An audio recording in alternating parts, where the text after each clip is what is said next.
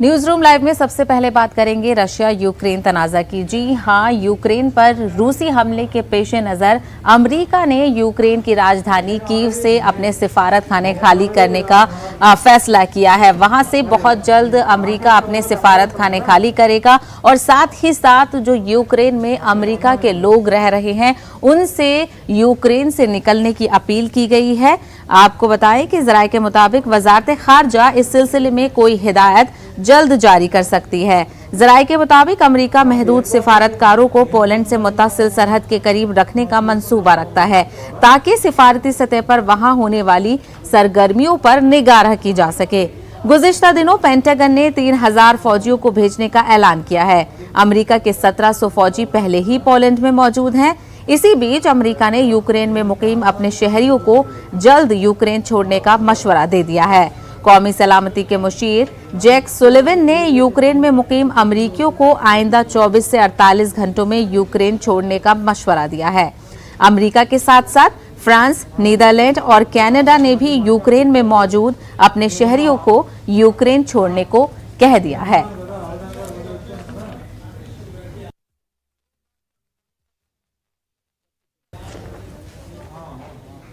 तो इसी मामले पर बातचीत करेंगे। हमारे साथ जुड़ गए हैं इंटरनेशनल इश्यूज के एक्सपर्ट मुहिबुल हक साहब। मुहिबुल हक साहब, जिस तरीके से यूक्रेन का बहरान है वो बढ़ता जा रहा है, ऐसे में जो अमेरिका स्टेप बाय स्टेप्स अपने प्रोसेस को आगे बढ़ा रहा है, वहां से लोगों को निकलने के लिए कह रहा है और सिफारत खाना खाली करने के लिए कह रहा है, इसको किस वे में आप देखते हैं? क्या किस ओर ये इशारा कर रहा है?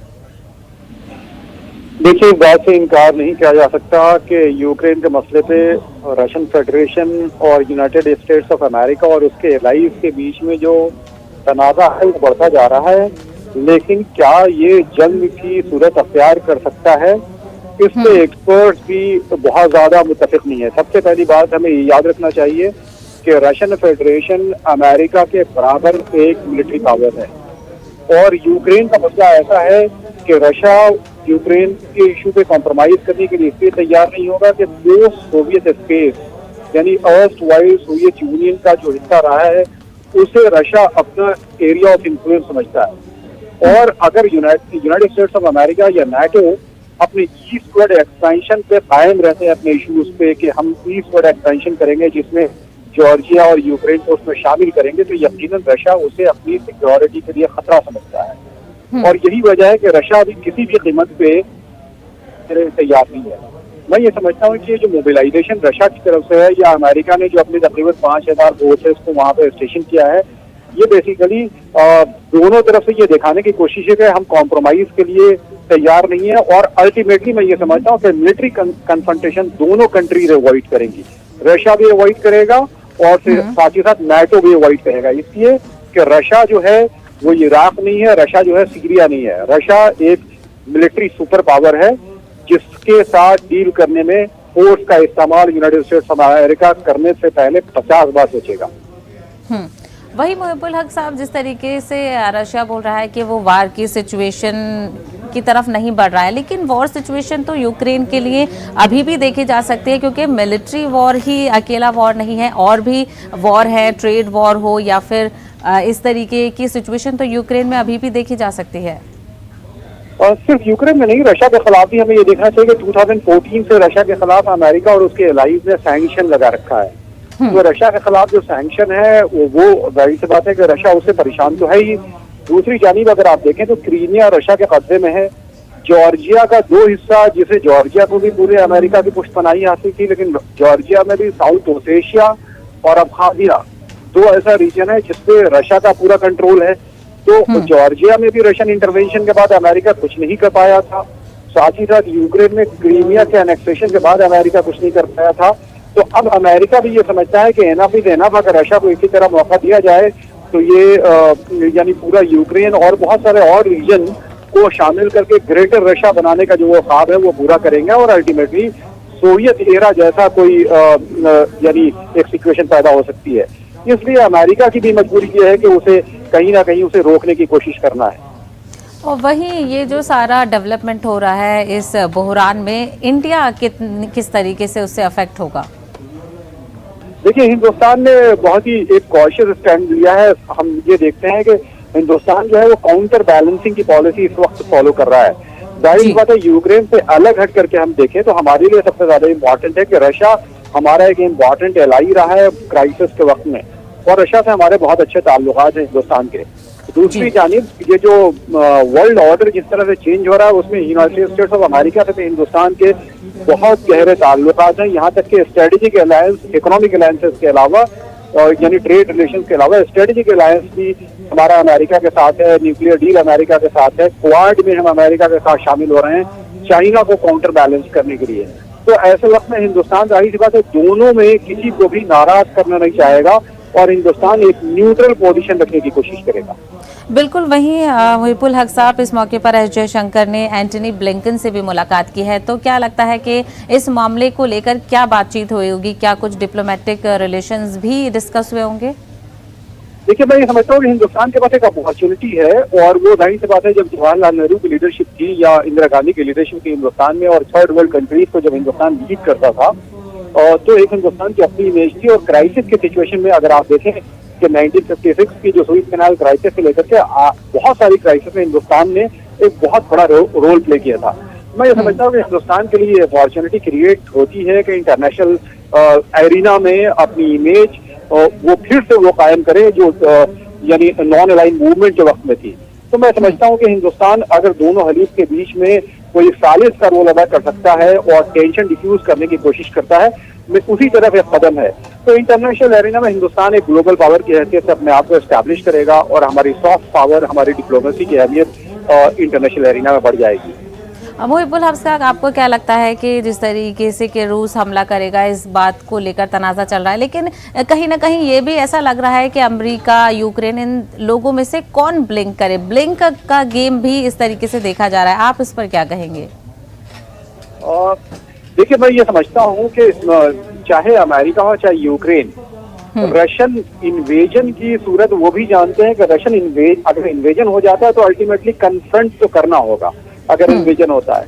यूक्रेन की तो अपनी मजबूरी है, उसे अपनी टेरिटोरियल इंटीग्रिटी और सॉवरेंटी को डिफेंड करना है, उसे अपनी कंट्री को डिफेंड करना है। सवाल ये है कि क्या यूनाइटेड स्टेट्स ऑफ अमेरिका ने 2011 में जॉर्जिया के इश्यू पे कुछ नहीं किया था, या नाटो ने कुछ नहीं किया था, और यूक्रेन में जब क्रीमिया का एनेक्सेशन हुआ तब भी कुछ नहीं किया सिवाय सैंक्शन के। कोई मिलिट्री यानी मैनिफेस्टेशन जिसे कहते हैं कन्फ्रंटेशन का वो नहीं हुआ। इन्होंने सैंक्शन वगैरह को ही हथियार बनाया और सैंक्शन उस तरह से इफेक्टिव नहीं हुआ, इसलिए रशिया इम्पॉर्टेंट हो रहा है। 2008 से रशियन फॉरेन पॉलिसी को हम देखें और 2022 तक आए तो रशिया ने पहले जॉर्जिया में, फिर यूक्रेन में और उसके बाद सीरिया में 3 जगह डायरेक्ट कन्फ्रंट किया है यूनाइटेड स्टेट्स ऑफ अमेरिका से और उसके एलाइज से, और ना ही यूनाइटेड स्टेट्स ऑफ अमेरिका या उसके हलीफ कहीं भी रशिया को आइसोलेट नहीं कर पाए या उसे न्यूट्रलाइज नहीं कर पाए। आज बशर अल असद की रिजीम अगर सीरिया में कायम है तो वो रशियन फेडरेशन की वजह से कायम है। तो अल्टीमेटली मैं ये समझता हूँ कि इस हालत में जाहिर सी बात है अमेरिका एक ग्लोबल पावर की हैसियत से इस पूरे सिचुएशन को रीड कर रहा है, और यही वजह है कि यूक्रेन में ही वो कहना चाहता है कि यूक्रेन एक बफर स्टेट है, यहाँ से आगे आपको हम बढ़ने नहीं देंगे। बिल्कुल। तो कहीं ना कहीं अब इस बहरान में ये देखा जा रहा है कि अमेरिका के अलावा भी और कई स्टेट्स ने अपने लोगों को यूक्रेन छोड़ने की बात कही है। मुहिबुल हक साहब, हमसे बातचीत करने के लिए बेहद शुक्रिया। सीधा रुख करेंगे उत्तराखंड का, जहां पर टिहरी में योगी आदित्यनाथ खिताब कर रहे हैं। उत्तराखंड में है, प्रधानमंत्री मोदी जी के नेतृत्व में आज भारतीय जनता पार्टी की डबल इंजन की सरकार इस कार्यक्रम को आगे बढ़ा रही है, और उत्तर प्रदेश में भाजपा, उत्तराखंड में भाजपा, केंद्र में भाजपा, फिर डबल इंजन नहीं हो जाते, फिर ट्रिपल इंजन हो जाता है। अब याद करिए, जब Delhi Dehradun greenfield express way के निर्माण की कार्रवाई को आगे बढ़ाना था तो मेरे सामने प्रस्ताव आया था। मैंने बिना कुछ सोचे मैंने कहा अगर उत्तराखंड को जोड़ने के लिए है, एनओसी मैंने तत्काल दे दिया। मैंने कहा उत्तर प्रदेश से जितना जमीन चाहिए, जहां से लेके जाना है बेधड़क लेकर के जाइए, लेकिन उत्तराखंड को अच्छी कनेक्टिविटी दिल्ली की मिलनी चाहिए। हमने कहीं उसमें ये नहीं बोला कि ये हो जाएगा, फलाना हो जाएगा। हमने कहा जहां जैसे कहो वहां उतनी जमीन मिल जाएगी, वहां से हम इसके लिए मार्ग के लिए, एक्सप्रेस वे की कनेक्टिविटी के लिए देंगे। क्योंकि विकास यही परिवर्तन लाएगा, यही खुशहाली लाएगा। अपनी परंपरा और संस्कृति को अक्षुण्ण बनाए रखने के साथ ही विकास से ही हम अपने युवाओं को एक नए भविष्य को अग्रसर कर सकते हैं, एक नया जीवन दे सकते हैं, उनके जीवन में बदलाव ला सकते हैं। और भाइयों बहनों, उत्तराखंड आज उस दिशा में आगे बढ़ा है। जब मैं उस समय आया था पिछली बार यहां पर उत्तराखंड सरकार के महोत्सव में, टिहरी झील के किनारे हम लोग आए थे। उस समय जनरल लावत जी थे उस कार्यक्रम में, और तब मैंने देखा था वहां पे प्रतापनगर को जोड़ने के लिए उस समय जिस सेतु के निर्माण की कार्रवाई चल रही थी, मुझे प्रसन्नता है आज बन गया है, आज यातायात के लिए खुल गया है, आवागमन और आसान हो गया है। उत्तराखंड में तो बहुत अच्छे ढंग से कनेक्टिविटी बहुत अच्छी हुई है। हर घर नल की तरफ भी उत्तराखंड बढ़ चुका है। हर गांव अच्छी कनेक्टिविटी के साथ साथ अब तो एक नई डिजिटल क्रांति की तरफ बढ़ रहा है। लेकिन अपनी परंपरा और अपनी संस्कृति को बनाए रखते हुए, बचाए रखते हुए हम सबको आधुनिक विकास की तरफ भी जाना होगा। फिलहाल रुकेंगे एक छोटे से ब्रेक के लिए, जल्द लौटेंगे कुछ और खबरों के साथ।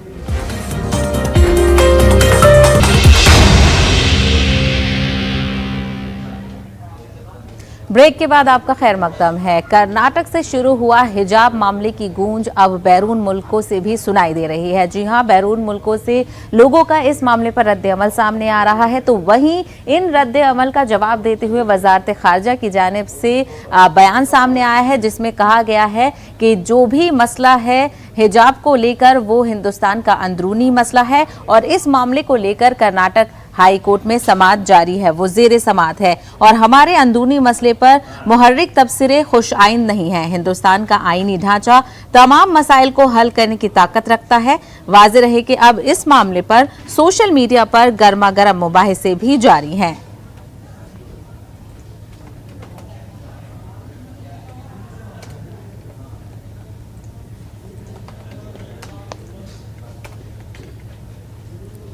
कर्नाटक के उडुपी में शुरू हुए हिजाब तनाज़ा को लेकर वहां के एमएलए का बयान भी सामने आया है। उन्होंने क्या कुछ कहा ये भी हम आपको बताएंगे।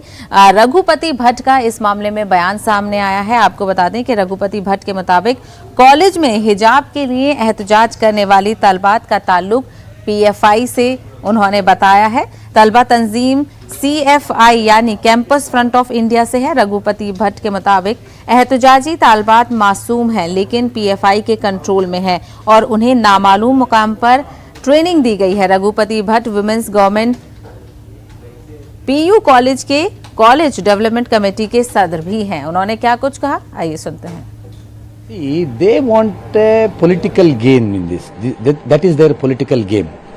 Unfortunately, our 6 girls and their parents are innocent, but they have been in their control. I don't know how or why. That is in the investigation. It will come. I already spoke it. No, they had a special training, all these things, and also about their tweets. These 6 girls been given special 12 girls have been undergone a special training in a hidden place. That is a result of this. Then out of that 6 came back because of their parents are good, they don't allow them.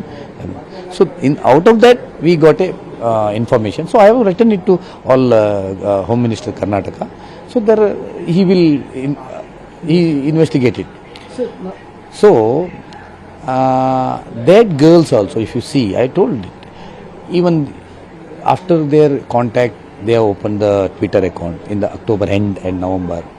If you see their activated accounts, these my students, all campus fronts, what agendas have been forwarded. Karnataka के उडुपी से शुरू हुई हिजाब पर पाबंदी की मुखालिफत की लहर मुल्क भर में फैलती जा रही है। अलीगढ़ से लेकर महाराष्ट्र के मालेगांव शहर तक खवातीन बड़ी तादाद में इस मामले को लेकर सड़कों पर उतरी हैं, एहतजाज कर रही हैं। हालांकि खवातीन की जानिब से पुरअमन मुजाहरे किए जा रहे हैं। बुर्का पहनकर खवातीन मुजाहरे में शरीक हुई। खवातीन ने बैनर्स और पोस्टर्स उठाकर हिजाब की हिमायत की। खवातीन का कहना है कि हिजाब हमारा हक है, हम इसे नहीं उतारेंगे। मालेगांव, उदगीर, जलगांव और करनूल में हजारों की तादाद में खवातीन और तलबात हिजाब की हिमायत में सड़कों पर उतर आई हैं।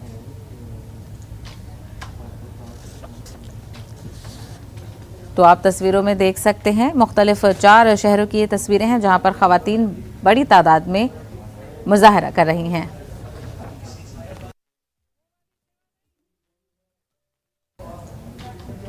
जम्मू कश्मीर के सोपोर में सिक्योरिटी फोर्सेस ने 3 मिलिटेंटों को गिरफ्तार किया है। इन तीनों मिलिटेंट का जो ताल्लुक है वो अल बद्र से बताया जा रहा है। वहीं बता दें कि तीनों मिलिटेंट ममनुआ तंजीम अल बद्र से वाबस्ता बताए गए हैं, जिस तरीके से मैंने आपको बताया। और मिलिटेंटों के कब्जे से असलहा और गोला बारूद समेत 2 लाख रुपए नकद जब्त किए गए हैं। तर्जुमान ने अपने एक बयान में कहा कि सीआरपीएफ के 92 बटालियन, जम्मू कश्मीर पुलिस और फौज की 35 आरआर की एक मुश्तरका टीम ने सोपोर के रावचा डुंगी वच्छा इलाके में एक तलाशी ऑपरेशन के दौरान 3 मिलिटेंटों को गिरफ्तार किया। इनकी तलाशी पर हिफाजती दस्तों को असलहा व गोला बारूद भी बरामद हुआ है, जिसमें एक AK-47 राइफल, उसका एक मैगजीन, 2 पिस्तौल, उनके 2 मैगजीन और लाइव गोलियां शामिल हैं।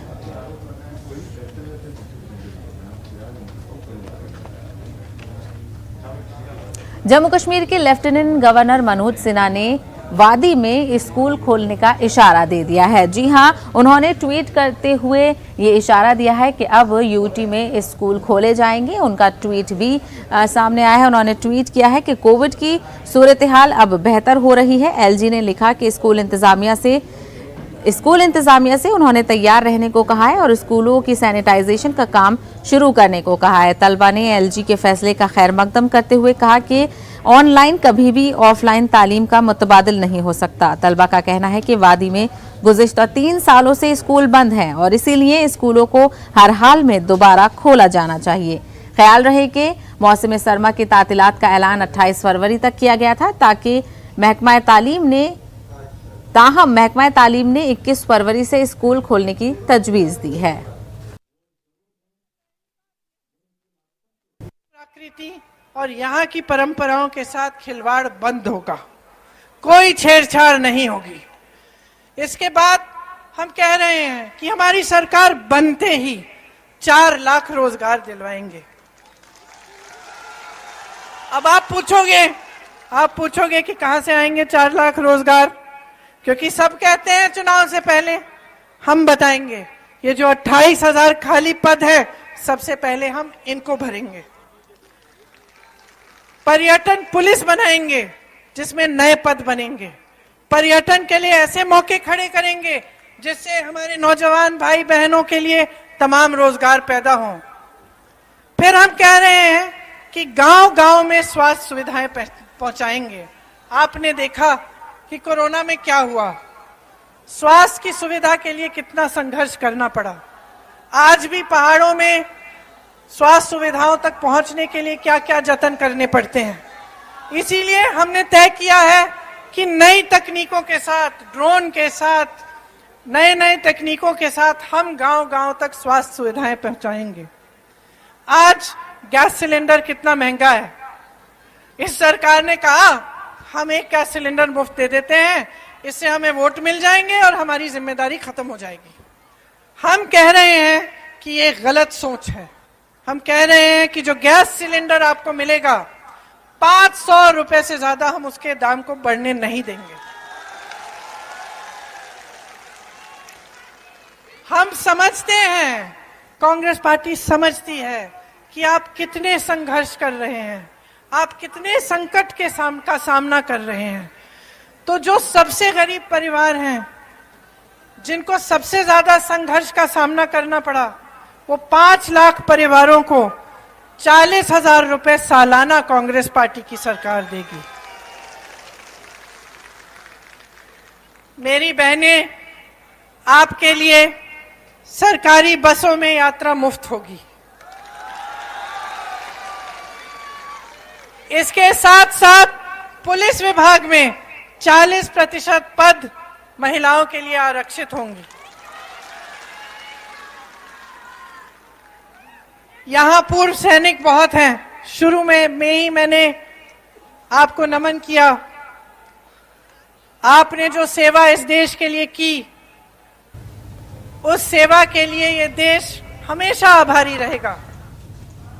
तो खटीमा से आपने प्रियंका गांधी को सुना, जहां पर उन्होंने अपनी हुकूमत बनने पर गैस की कीमत में राहत देने की बात कही। आगे बढ़ेंगे। उत्तराखंड के वजीर आला पुष्कर सिंह धामी का ड्रेस कोड को सिविल कोड को लेकर बयान सामने आया है, जिसमें उन्होंने कहा कि उत्तराखंड में बहुत जल्द ही सिविल कोड को नाफिज किया जाएगा, जिससे रियासत में मसावी हुकूक को फरोग मिलेगा। निवृत्त जनों, समाज के प्रबुद्ध जनों और अन्य स्टेक होल्डर्स की एक कमेटी गठित करेगी, जो कि उत्तराखंड राज्य के लिए यूनिफॉर्म सिविल कोड का ड्राफ्ट तैयार करेगी। इस यूनिफॉर्म सिविल कोड का दायरा विवाह, तलाक, जमीन जायदाद और उत्तराधिकार जैसे विषयों पर सभी नागरिकों के लिए समान कानून, चाहे वे किसी भी धर्म पर विश्वास रखते हों, होगा। ये हम सबके जिंदगी में कोई ना कोई ऐसा होता है जिसे हम अपना रोल मॉडल समझते हैं, उनसे मुतासिर होते हैं या फिर उनसे हौसला लेते हैं। हमारी पहल बायजूस यंग जीनियस के सीजन 2 में कई ऐसे सितारे जुड़े जो कहीं ना कहीं किसी के रोल मॉडल हैं। इस हफ्ते हम आपको मिलवाएंगे बेहतरीन अदाकारा मौनी रॉय से। One of the finest actresses on TV and in the film industry, very talented, versatile, and the very beautiful Moni Roy. Hi, Moni. Hello. Wow, you're looking so nice. Beautiful. Hello, how are you? I'm Thank you good. so much. Please come. You are so brilliant. Thank you ma'am. ये पॉन्च हमें पहले घर के ऊपर रखना पड़ता है। Starting में आपको 2 गिनना चाहिए, जिसे हम मास्क बाय करेंगे और हम ये जो युगा है एंटर करेंगे। Okay, let's start. 2 Please don't be 3. Please don't be 3. Please don't. They put me in quarantine station. 1. Do yoga. Do yoga. Do yoga. So what are you going to do? I'll try. Tree pose. Tree pose. Very nice. बहुत बढ़िया. चलो आ जाओ. अरे yes, yes, yes, Finally. yes. Finally. तो 2.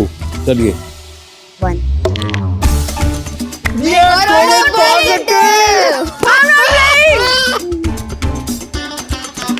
6 6. 2 3 1 2 3 4 5. COVID positive. यार ये मजा नहीं आया भाई, ऐसा नहीं होना चाहिए। Which state has the least forests in India? ये अभी इसका था, इसका था तनिष्का। असम, राजस्थान, झारखंड और हरियाणा। हरियाणा। बिल्कुल सही। अगला सवाल, What percent of Earth is water? 70, 71, 72, 73. Tanishka. 71. Correct. Absolutely right. अगला question, which land animal can open its mouth the widest? Option भी नहीं देखा, हिप्पोपोटामस में सुनिए। Because she was also her hand was up. Genius, young genius. News room live से खबरों में फिलहाल इतना ही। दीजिए इजाजत। आदाब।